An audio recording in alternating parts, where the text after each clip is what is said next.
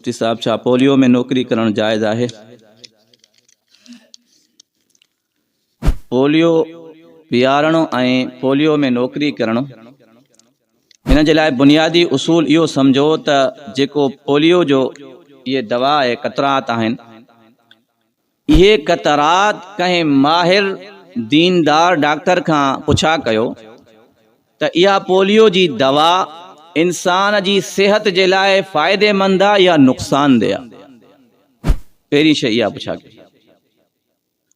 ॿी शइ इहा पुछा कयो त इहा जेकी पोलियो जा क़तरा ठहिनि था इहे हलाल शइ मां ठहिनि था या हराम शइ मां ठहिनि था। जेकॾहिं इहा पोलियो जी दवा इंसानी सेहत जे लाइ फ़ाइदेमंद आहे, नुक़सानदेह नाहे ऐं पाक शयुनि मां ठहियल आहे त पोइ पोलियो पियारण बि जाइज़ आहे ऐं पोलियो जे इदारे में नौकरी करण बि जाइज़ आहे। पर जेकॾहिं इहा पोलियो जी दवा इंसान जे लाइ नुक़सानदेह आहे या वरी इहा हराम शयुनि सां ठहियल आहे त पोइ पोलियो पियारण बि जाइज़ नाहे ऐं उन में नौकरी करण बि जाइज़ नाहे। साईं भील जनाज़ो पढ़ी सघे थो? कंहिं बि नेक अमल जे लाइ जेकॾहिं तव्हां चाहियो था त असां नेक अमल कयूं, इन जो आख़िरत में असांखे सवाब मिले, उन जे लाइ बुनियादी शइ आहे ईमान हुजणु।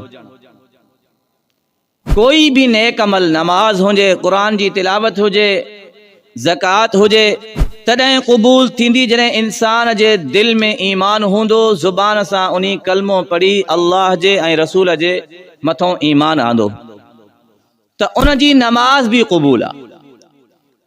त जेको गैर मुस्लिम आहे, भील आहे या केर बि आहे, त उहो जेकॾहिं नमाज़े जनाज़ा पढ़े थो त उन जनाज़े जो उनखे सवाब न मिलंदो, छो त उहो मुस्लमान ई न आहे, उन कलमो न पढ़ियो आहे। बाक़ी रही ॻाल्हि त उन जे जनाज़े में अचण सां ॿियनि जी नमाज़ त ख़राब न थींदी। पेश इमाम जेकॾहिं मुस्लमान आहे, पोयों जमाती बि मुस्लमान आहिनि, हिकु अधु को गैर मुस्लिम शामिल थियो आहे बिरादरी जे एतबार सां, पाड़े जे एतबार सां, त उन जी शिरकत सां नमाज़े जनाज़ा ख़राब न थींदी ऐं जंहिंजी भर में बीहंदो त भर वारे जी बि नमाज ख़राब न थींदी। इन नीयत सां उनखे अचणु ॾियो, पाण सां गॾु नमाज़े जनाज़ा में शरीक कयो त शायदि दीनी मामलात ॾिसी करे उन जे दिल में बि ईमान जो जज़्बो पैदा थिए। इन्ही जज़्बे ऐं इन्ही नीयत सां कंहिं गैर मुस्लिम खे बि नमाज़े जनाज़ा में शरीक करणु इहो जाइज़ आहे। पर अहिड़े शख़्स खे इमाम न बणाइजो, पोइ त कंहिंजी बि नमाज़ न थींदी। साईं नए घर में शींहं जी तस्वीर ठाराइण जाइज़ आहे?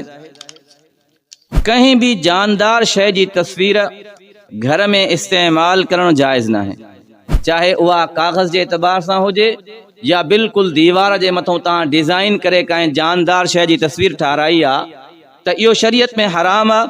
छो त नबी साईं फरमायो 3 शयूं उन्हनि मंझां का बि शइ जेकॾहिं घर में हूंदी त अल्लाह जी रहमत जा फ़रिश्ता उन घर जे अंदरि नाज़िल न थींदा। पहिरीं शइ, जंहिं घर जे अंदरि बग़ैर कंहिं ज़रूरत जे कुतो पालियल हूंदो, हिकु ज़रूरत जो हूंदो आहे घर जे तहफ़ुज़ जे लाइ या ढोरनि जे तहफ़ुज़ जे लाइ, बनी ॿार जे तहफ़ुज़ जे लाइ, इहो त जाइज़ आहे। फुज़ूल को शौक़िया तौर पाले थो, जीअं शहरनि में अमूमन अमीर माण्हू पालनि था, त अहिड़े कुते जी मौजूदगी में रहमत जा फ़रिश्ता घर में न ईंदा। ॿिए नंबर ते, जंहिं घर जे अंदरि जानदार शइ जी तस्वीर मौजूदु आहे त उन में बि अल्लाह जी रहमत जा फ़रिश्ता न ईंदा। 3 नंबर ते, जंहिं घर में पलीद माण्हू, नापाक माण्हू हूंदो आहे, उन में बि अल्लाह जी रहमत जा फ़रिश्ता न ईंदा आहिनि। इन करे जानदार तस्वीर चाहे कागज़ जी सूरत में आहे, चाहे सीमेंट सां तव्हां डिज़ाइन कराई आहे, ॿई नाजाइज़। मुफ्ती साहब जुमे जे ख़ुतबे जे दौरान पहिरें ख़ुतबे में हथ ॿधी वेहणु ऐं ॿिए ख़ुतबे में हथ छॾे वेहणु, छा इहो ज़रूरी आहे? तव्हां ॾिठो हूंदो त बाज़ मरतबा जॾहिं जुमे जे ॾींहुं जुमे नमाज़ खां पहिरियां इमाम साहब ख़ुतबो बयानु कंदो आहे त माण्हू तशहुद जी सूरत में वेही करे हथ ईअं ॿधी वेही रहंदा, ऐं जॾहिं पेश इमाम विच में वेहंदो आहे, वरी ॿिए ख़ुतबे जे लाइ उथंदो आहे त उहे हथ छॾे वेहंदा आहिनि। त इहो तरीक़ो शरीयत जो हिसो न आहे। तहां ख़ुतबो ध्यान सां ॿुधो, जंहिं तरीक़े सां तव्हांखे वेहण में आसानी लॻे। चाहे तव्हांखे तशहुद में वेहण में आसानी लॻे, तशहुद में वेही करे ख़ुतबो ॿुधो, या तव्हांखे पलथी मारे वेहण में आसानी लॻे थी त पलथी मारे। मक़सद चाहे ख़ुतबो गौर सां ॿुधणो। वेहण जी कैफ़ियत का ज़रूरी न आहे त पहिरियों हीअं वेहणो पोइ हूअं वेहणो, या का ख़ासि तरतीब कंहिं हदीस पाक में कंहिं शरीयत जे हिस्से जी या शइ न आहे। मुफ्ती साहब फ़र्ज़ नमाज पढ़ी करे सुन्नतूं साॻी जॻह ते पढ़जनि या ॿी सफ़ ते पढ़जनि। फ़र्ज़ नमाज जॾहिं मुकम्मल थिए ऐं उन खां बाद सुन्नतूं पढ़ण जे लाइ साॻी जॻह ते जेकॾहिं माण्हू पढ़े थो तॾहिं बि जाइज़ आहे, सुन्नतूं अदा थी वेंदियूं। पर बहितर तरीक़ो इहो आहे त इंसान उहा सफ़ टोड़े करे अॻिते या पोइते बीही करे खुलियो थी करे सुन्नतूं पढ़े, ताकी ॿियनि खे बि आसानी थिए। हिकु त हिन में इहो फ़ाइदो आहे त ॿियनि खे बि आसानी थींदी, हर को खुली करे सुन्नतूं पढ़ंदो। इन में ॿियो फ़ाइदो इहो आहे त जंहिं ज़मीन जे हिसे ते इबादत थींदी आहे, क़यामत जे ॾिहाड़े ज़मीन जो उहो हिसो गवाही ॾींदो आहे।